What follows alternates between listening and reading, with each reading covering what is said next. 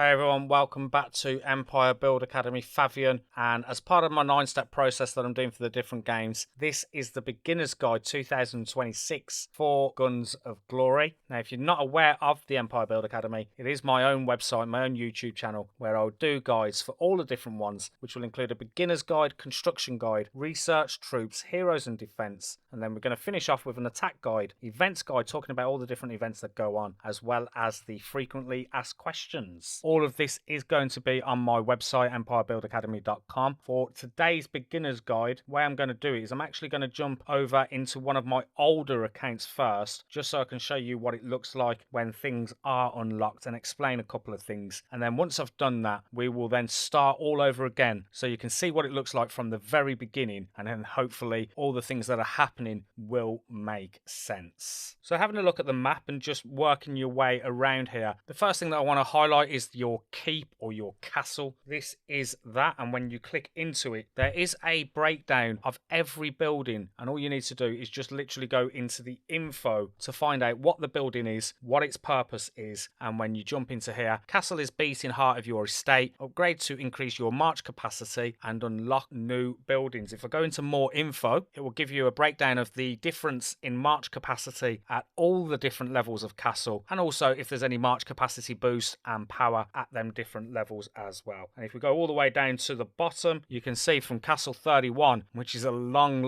way away, you would then start to get that march capacity boost as well. But again, you can see when we get to level 15, which is the starting castle that we all kind of want to head towards at the beginning, that march capacity is going to be increased by 37,000. Also, it is important to upgrade your castle level, because as you upgrade the castle level, this will give you the opportunity to train stronger troops, be able to do better research, unlock more buildings, and then also access more events as well. The beginner mistake that people do tend to do at the beginning is trying to upgrade everything evenly. The correct strategy, in my opinion, would be to only upgrade buildings required to level your castle. And when we say that, when I click on the castle, and if I was to go into the upgrade option, which you can see here, it will then tell me on there what I need to do in order to go to the next level. So you can see on here, all I need to do is upgrade the wall to level 21, but sometimes there is more requirements needed to take that castle to the next level and can involve other buildings. And when we say only upgrade your buildings required to level up your castle, that is what we mean. If it said you needed to upgrade your academy to go to the next level, that is what you would do. The next one that we're going to have a look at is the Research Academy. This can speed up a lot of different things as well as unlock certain things as well. And the early game focus when you are in here, just going to click inside there now just to show you what it looks like. The early game focus would definitely be on development stroke economy first. You would look to increase your construction speed, research speed and training speed, and the early advice would be not to rush military too early. So you can see down here we've got the advanced research, which is your military. This is actually an account that I didn't do too much on, but I did manage to unlock everything, so that's the reason why there's nothing really been done in here. But if I was to do anything, the development one over here and the economy one are the two that I would be focusing on at the beginning. And when going inside there, just to have a look at what you can see in development, you've got things like construction speed, research speed, you've got stamina recovery, train speed, upkeep reduction, troop loads, all kind of things that are going to help you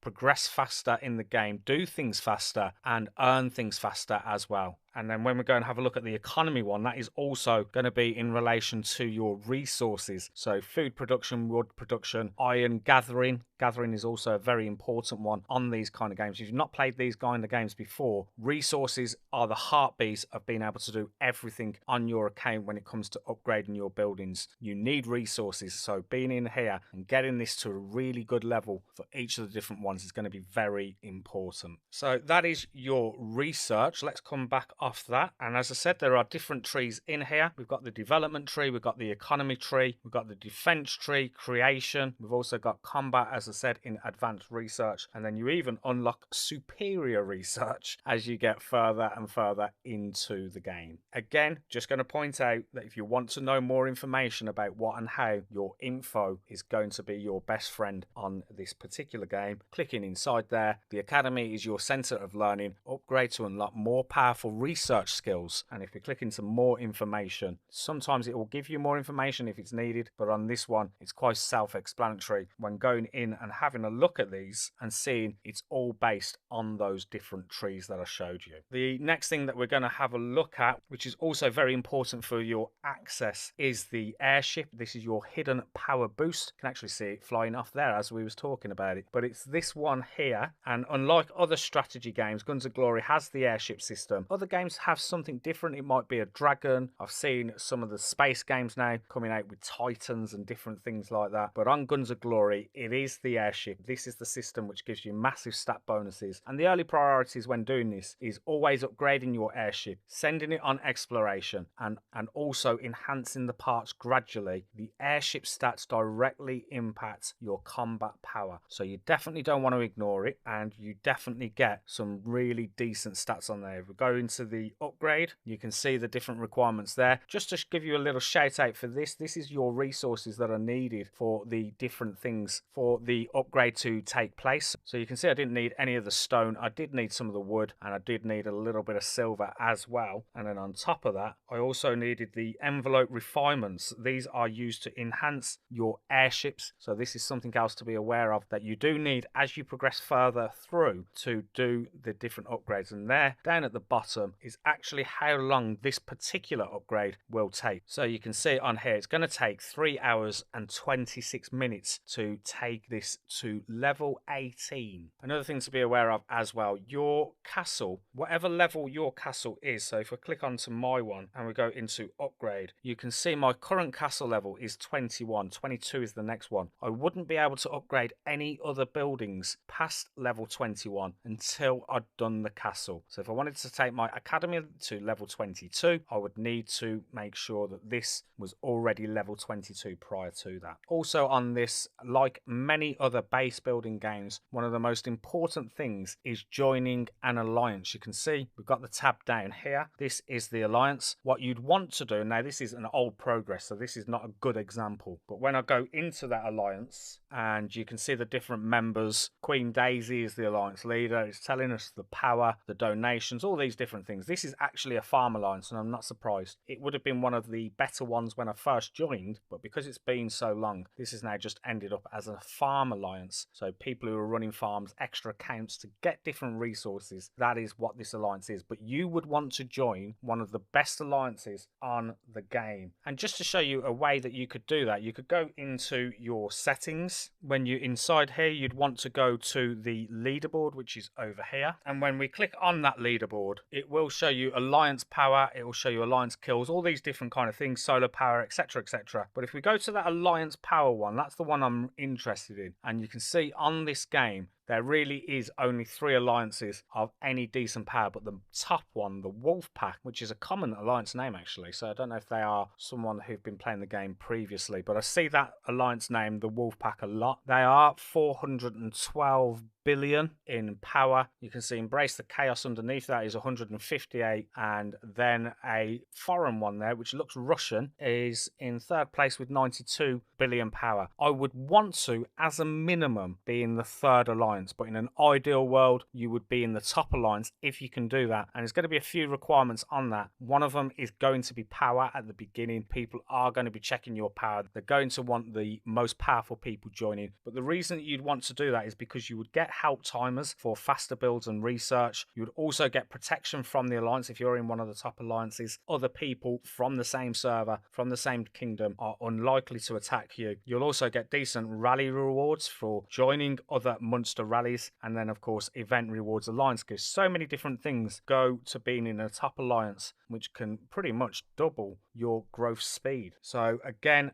early days, really concentrate on giving yourself, not speeding too far ahead as in terms of you're ending up wasting things, but definitely concentrating on your power and making sure that you can get in here. What I actually tend to do is I tend to go into these different alliances, and then I'll go into the members and I'll actually look at who is the bottom one. So R2 is farms. That is a potential for me to jump in there. In fact, actually, let me just come back off this. I just want to see how many. There we go. Members, 92 of 100. So they've actually actually got 8 spaces in this alliance. So if I was to come back to this game and I was to do a little bit of work on my account and then alternatively contact the leader, which it says there, it gives me the option to contact the leader. I could be mentioning that I'm here for the long term, I've played the game before, I could say a few things just to convince the alliance leader that I'm worthy of one of those 8 additional spaces. And like I say, you will definitely benefit massively from that. The next one that we'd want to talk about is the troop strategy, and talking about the kind of troops that we train. Low tier troops are not something that is needed on this game, so you don't need to spam too many of them. Instead, you want to train consistently, upgrade lower tiers into higher tiers when you can, and also watching your hospital capacity. Hospital overflow equals permanent losses. So what that means is if you've got 100,000 troops and your hospital capacity is 80,000 troops and they were all to get injured in battle, 20,000 of them you're going to lose permanently. So that is something you should be aware of, and always monitor your hospital capacity before fighting. The next thing that we want to talk about, and it's big on all of these games, especially if you're free to play and you're not going to be spending any money on the game, is definitely the events that are going on. So you can see here we've got all these different events going on, and when you actually look into them, there are a lot of events we can take part in which all come with additional resources. Now, because this is an old account and I actually haven't been on there for a while, I've even got a Return of the King. So if you've, say, perhaps started this in the past, it might be worth looking to see how far behind you are and whether it's beneficial to potentially be doing that Return of the King, which is going to come with some additional rewards. I'll show you exactly what they are. Personally, I probably wouldn't. I'd be looking at starting all over again and fresh, but it's just making you aware that there is this option to do that. So you can see some exclusive return benefits. There's also going to be some decent rewards being offered while I go through all of the different events. But the main events is what we want to look at, and you can just literally click on all of the different ones. This is the Dream Emporium. Again, we've got a question mark at the top there, which will give you a breakdown of what the event is and what you need to do. Coming back off that, going across, we've got the Commander's Trial Code of Arms. Again, we can click into the question mark to find out exactly what and how the event works. But getting involved in all of these different events is going to give you lots of different rewards, lots of different resources, which is definitely going to help you. And as with many other games, Guns of Glory is definitely event driven. They want you taking part in all of the different events. And one of the things I would say as well is never use speed ups randomly. And what I mean by that is you can go into some of these events and they actually offer rewards based on speed ups that are used, resources that are used. So checking out the different events and making sure there isn't something already going on, and if there isn't, potentially holding back on those speed ups until there is an event that does that. You may have noticed that I play Evany a lot. That is something they do on there. They have their Evany speed up event, they have their Evany resource event. That is when you would want to be doing those things to maximize the return on the different rewards. One of the hardest things on this game, as with any of the games, is going to be your resources. You are definitely going to hit resource walls. So this is all the resources here. If I go into each of those individual ones, you will see how many I've got of each one. So this is all of my different resources in here. You can also purchase different resources as well. But staying on top of your resource management and making sure you are doing and utilizing whatever you can is going to help you with growth. It's going to help you with buildings. So making sure your resource production is good, making sure you are constantly gathering with your troops, your generals, when they're idle and they're not doing anything, is also going to help. And coming to the final bit, before we jump into a new account and show you what it looks like from there, final bit of advice would be activity is key in this game, and being involved in all the different events is definitely what's going to help you with growth. But again, being smart and strategic with those events and making sure you are benefiting from those events properly. First 7 days are critical when the new server starts. Play actively, make sure you are in one of those top alliances as soon as you possibly can, and you also find things. If you're not going to spend, what I potentially would recommend is that these games, Guns of Glory and base building games, they normally give you some kind of introductory offer of a 99 pence, which will give you a general, it might give you something else. It is worth just keeping an eye on that, especially in those 7 days. You don't need to spend long term to be involved in the different things, but you might just find that will help you getting ahead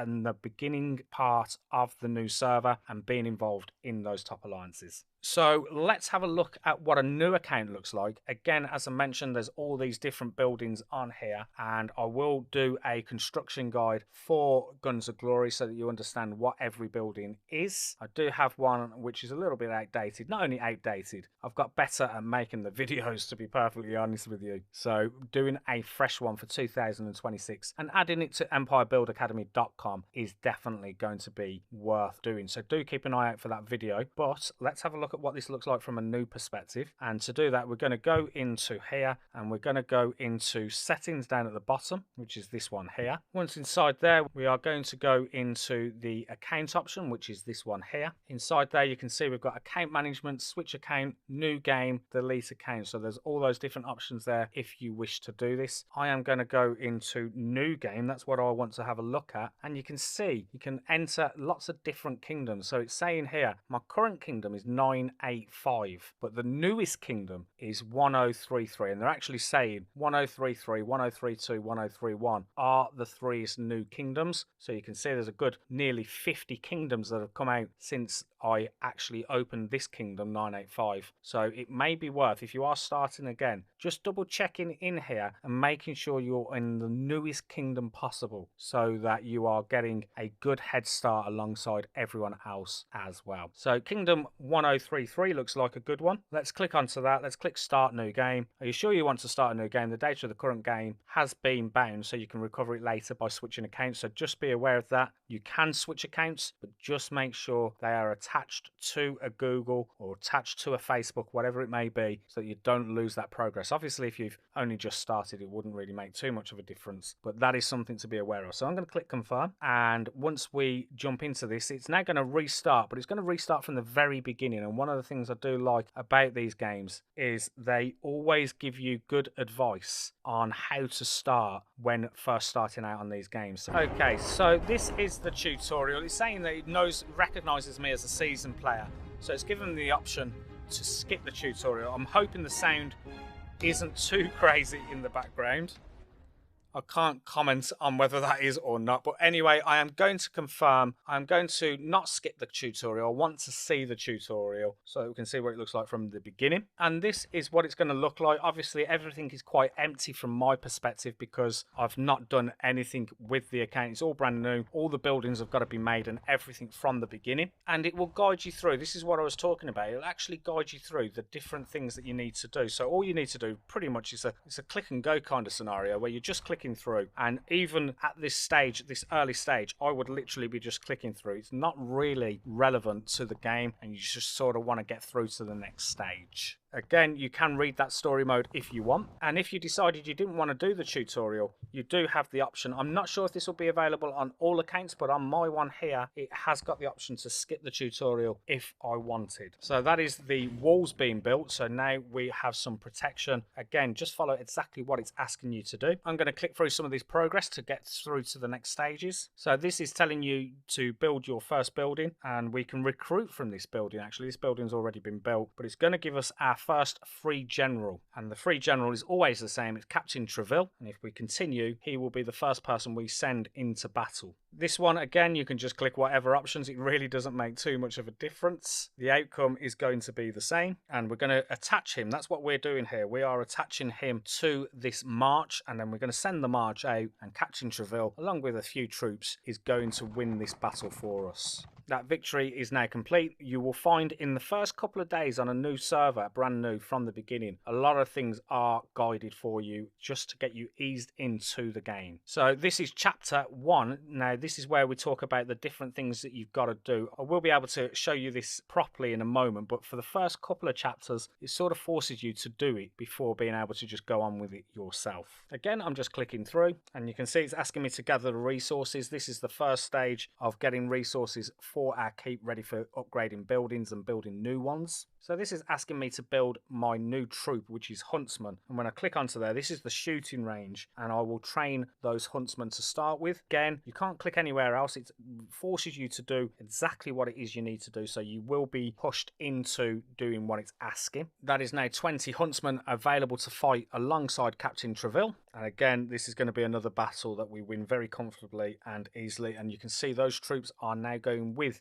Captain Treville on this march. So this is where we're loading some cannons, which is our siege machines that we're also going to launch at the enemy. And we now move on to chapter 2. That means that first chapter is complete. Again, you get the story mode continuing, and this is the academy being built for the first time. And when we go into there with the research, it's asking us to do combat, but remember what I said, only do what it's forcing you to do from a combat perspective. You want to be concentrating on development and economy at the beginning. This is our first little mini game. This is where we're basically shooting some ships down, go straight into battle. And again, it's another one of those where you just got to hit the boat, hit where it's asking you to do, and once you've done that, you can continue doing this as well until that boat has been sunk and you win this little mini game version. That is it done, so that is now complete, and you do get some rewards for this as well.